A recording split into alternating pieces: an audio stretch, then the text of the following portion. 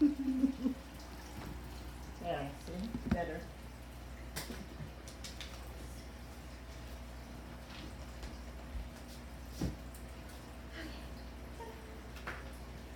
In a world with a population of about 7.5 billion people, it's really hard to think that each of us is unique, right? Wrong. Because each of us is like a fingerprint. Within the details of every ridge and indent tells a story that illuminates the past and kind of gives us an idea of what our identity is. My name is Natalie Chisholm, and over the next 4 minutes, I'm going to tell you a few things about myself, about who I am, a student, a transcendentalist, and a mother. And by the end of the speech, you'll have a better idea of what I consider my identity. So we all like to think that we're very different from the crowd in every way, right? And on a narrow scale, we are.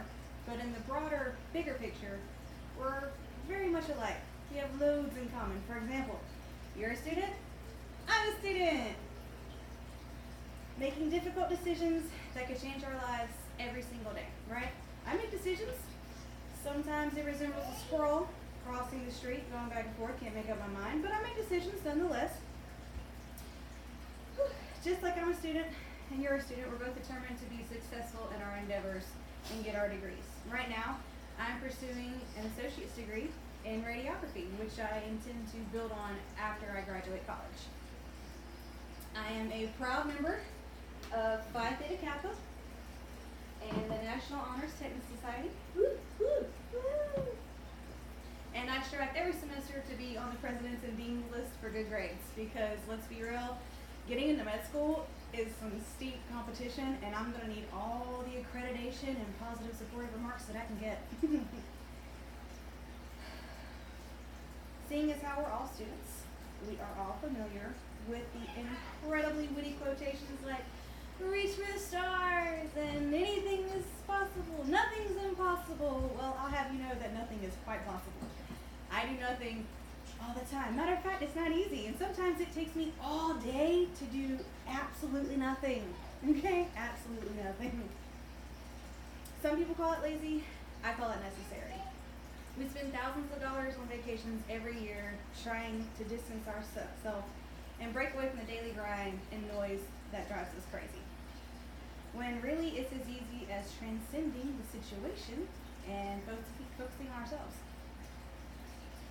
One of my identifying factors, transcendentalism, which is, to put vaguely, acknowledging that you're not the only person on the planet, accepting who you are and who you can be. Finding peace in nature on a spiritual level, and refusing to be distracted by the insignificant. I practice this daily by staying humble and doing what I can, accepting my situation is temporary, and my future is what I want to make it. I try to focus on what actually matters. My family, for example. This is easy, enjoying the company of my husband, playing in the backyard with my kids, and overall trying to maintain a stress-free life. Easier said than done sometimes. I focus on the now and what I can do about it right now. I mean, who wants to manage 5 things and enjoy none of them? Speaking of managing 5 things, I'm sure we're all masters of multitasking, but when it comes to being spread thin, nobody knows the struggle like mom. I am mom.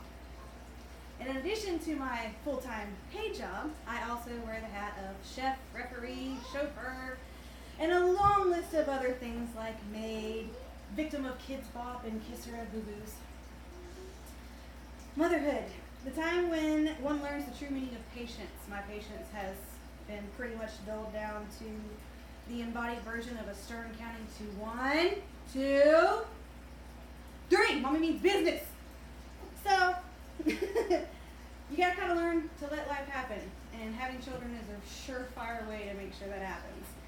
Otherwise, the plans that you made kind of end up looking as legible as the Crayola masterpiece that you spent 2 hours skirting off the wall a little while ago. So, raising little ones has turned my life upside down, but it was these tiny little people that have made me realize what really matters. To set achievable goals, to enjoy the little things. Little things like seeing the wonder in their eyes when they blow dandelions, or the sheer joy that comes from blowing bubbles. Oh. So when it comes to being me, I am proud to lay claim to my riches and my indents. I'm a student, I'm a transcendentalist, and I'm a mother. And the little things, my unique fingerprint, these things are what make me who I am. They are what make me unique and what make me that 1 in 7.5 billion. Ta-da! Yay! Good job, Mommy! Good job, Mommy! We're so proud of you.